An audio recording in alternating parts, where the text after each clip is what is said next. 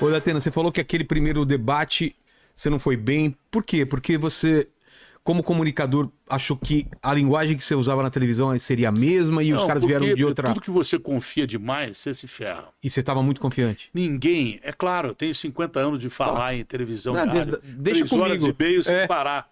Agora, o problema não é falar 3 horas e meia sem parar. O problema é falar 1 minuto, 1 minuto e meio. Controlar. Eu fiquei com aquele negócio da cabeça de 30 segundos, 1 minuto e 30, 2 minutos, e me embananei.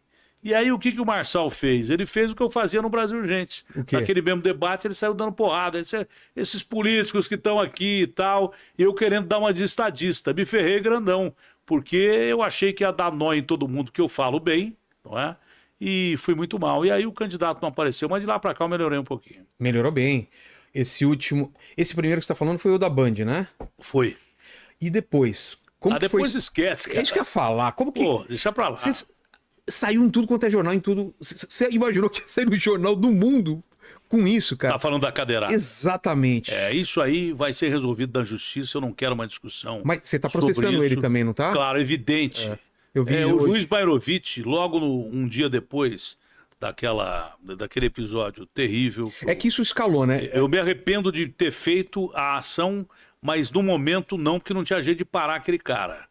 Ele começou, o cara me chamou de estuprador, pô. Jack, porra, que é uma coisa mais absurda. Ainda linguagem, uma das coisas mais absurdas possíveis e imagináveis. Mas mesmo assim você ainda ficou de boa e depois ainda foi... Não, até aí ele não tinha me chamado de estuprador. Não? Ele se referiu a um caso de um assédio, que eu vi em Alide num processo na Justiça do Trabalho da Band, por uma moça que eu sempre apoiei, como todos os outros repórteres, e que resolveu meter um processo na Band e me chamou a lide do processo. Esse processo passou para a Delegacia da Mulher, foi arquivado pelo Ministério Público, portanto ele não existe mais. Foi um processo que não teve base, prova para chegar naquilo que seguir, né?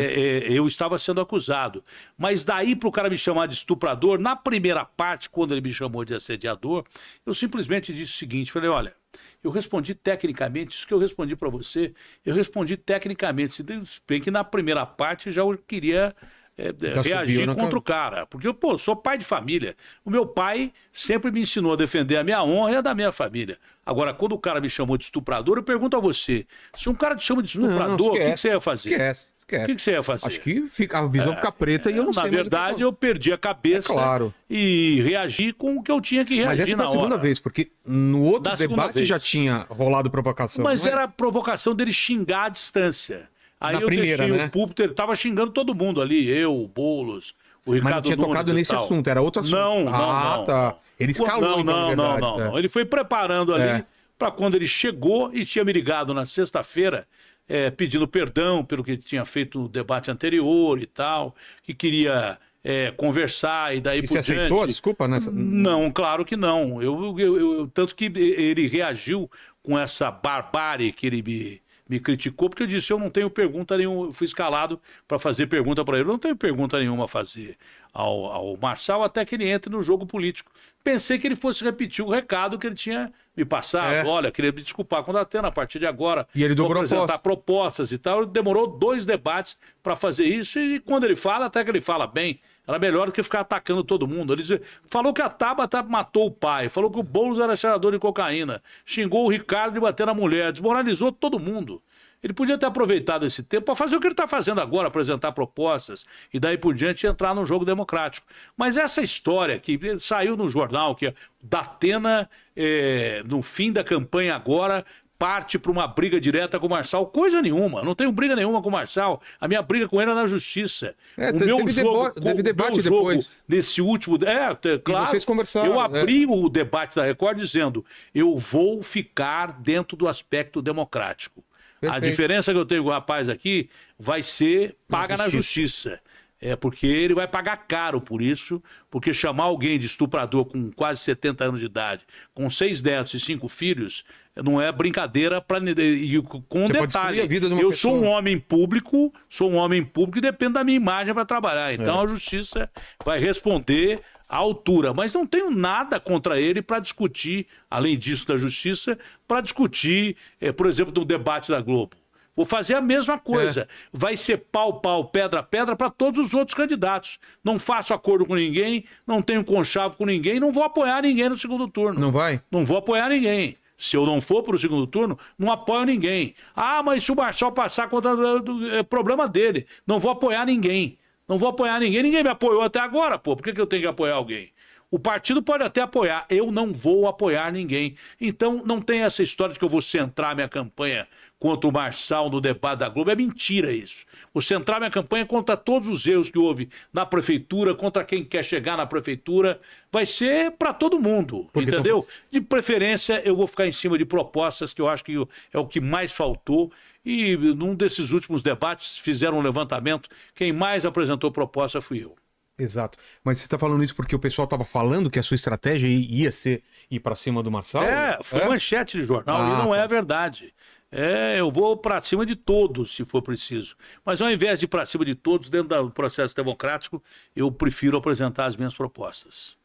E como que você está vendo essa corrida até aqui? Você acha que não tá definindo ainda? A gente está falando de pesquisa e tal. Que margem você tem para ganhar o eleitor? Fala com esse cara aí. Eu repito.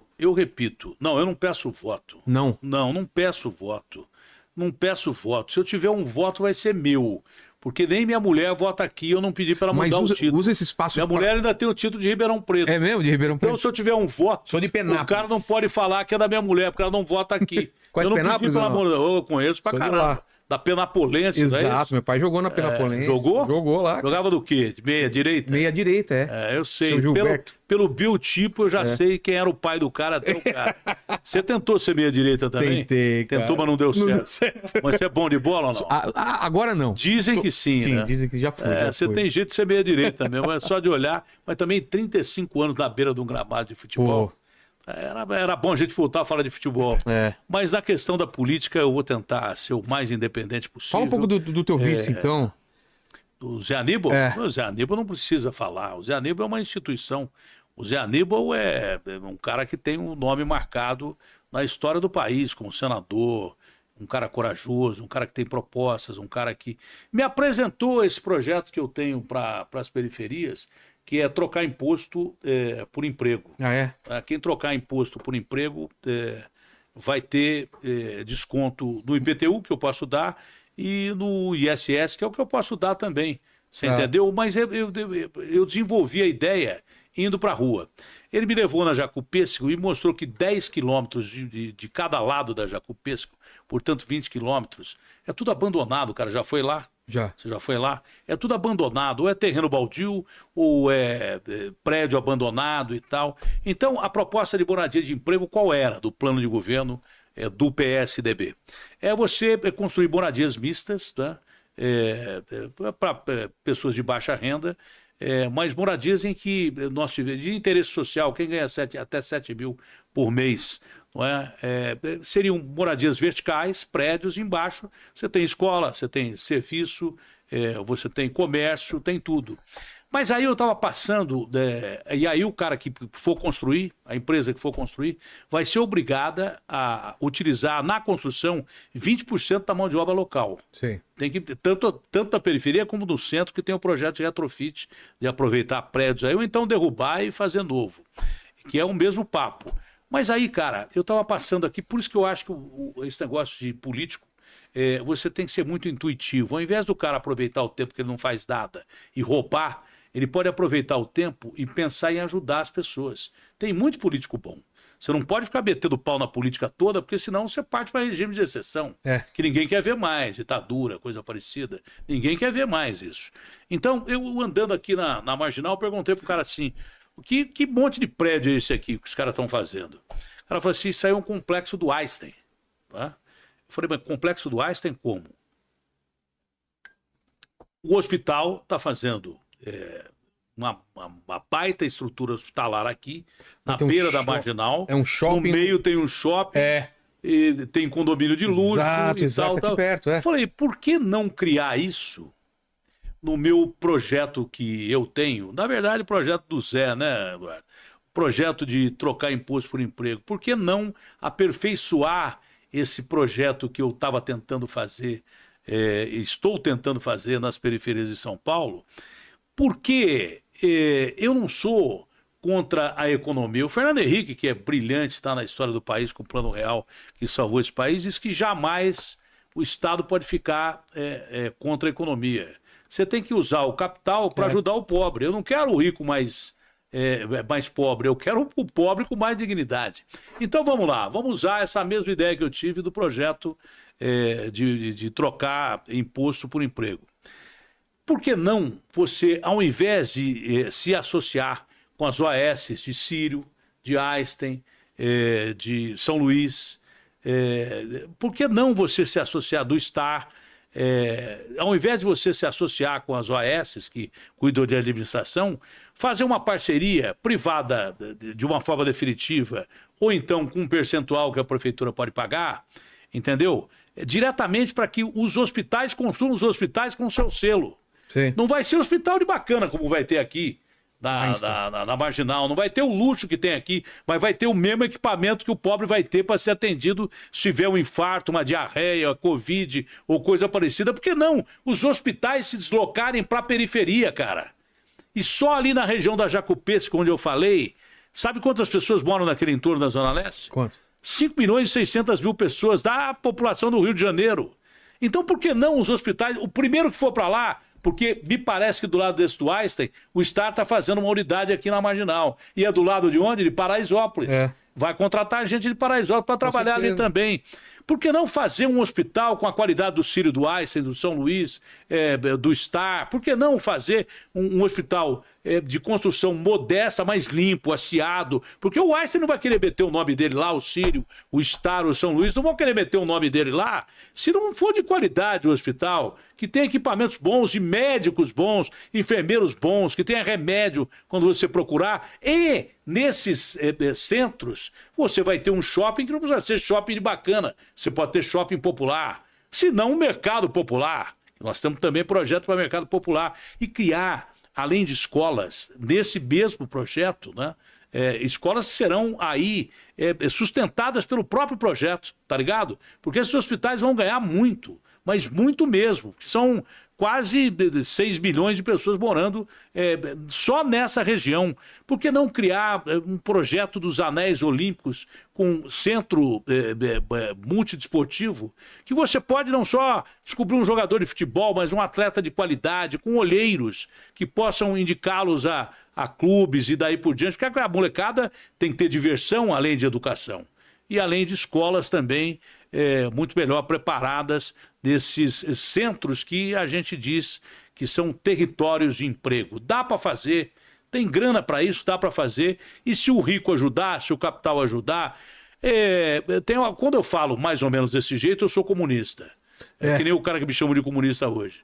Quando eu falo um pouco mais à direita, eu sou reacionário, direitista e tal, não. Como você se coloca? Eu me coloco como constitucionalista. Eu sou pela Constituição brasileira, significa que eu sou pelo povo. Não me interessa a ideologia do cara que vai me ajudar. Se o cara for de esquerda e for bom, não, vamos pegar, ajuda a ideia dele. E tem muita gente de esquerda que pensa bem. Se o cara for de direita e for bom, vou utilizar a ideia dos caras de direita. E podem votar em mim, hein? Vocês de direita que não vão votar no Nunes, podem votar em mim. O de esquerda que eu não for votar no Boulos, pode votar em mim também.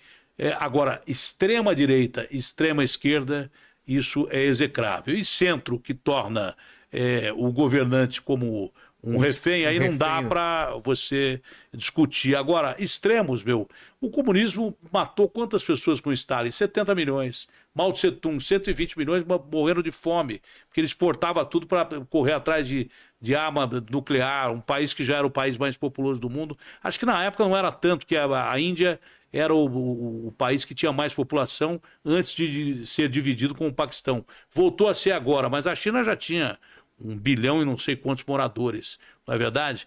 Mas o Mao Tse Tung matou 120 milhões de pessoas de fome na Revolução Cultural. Então o comunismo já era, não seria comunista de forma alguma. Direita, você quer mais que o fascismo do Hitler?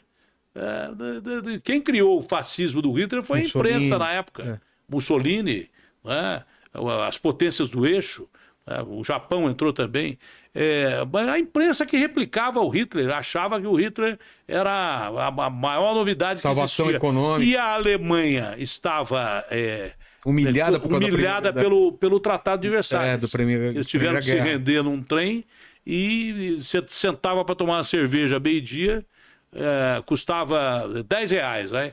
Parava de tomar cerveja, custava R$1.000. Como a gente passou aqui aí.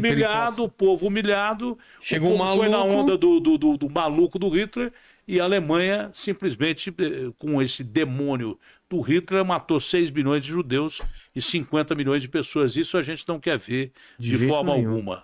A imprensa brasileira, até hoje, no meu ponto de vista, foi uma imprensa muito correta, que ajudou as instituições a manter a democracia no país. Eu espero que ela continue assim e que não mude. Para o bem da democracia, mas você acha que a gente tem imprensa, a gente está ameaçado? Está ameaçado de uma forma mais do que definitiva. Nós precisamos entender primeiro, a imprensa precisa entender primeiro o processo da internet. O que é a internet? Enquanto a imprensa não descobriu o que é a internet e o poder de uma forma definitiva, e o poder da internet... Como ela está influenciando. Fica difícil a gente saber. Eu não sou a favor de censura, mas você tem que estabelecer determinados limites, lei. Por exemplo, se a gente fala uma bobagem num programa de televisão, você é processado criminal e civilmente. Tem que acontecer a mesma coisa com a internet. A imprensa tem que tomar muito cuidado para não embarcar no primeiro barco que vê, com o primeiro aventureiro que vê, que dá clique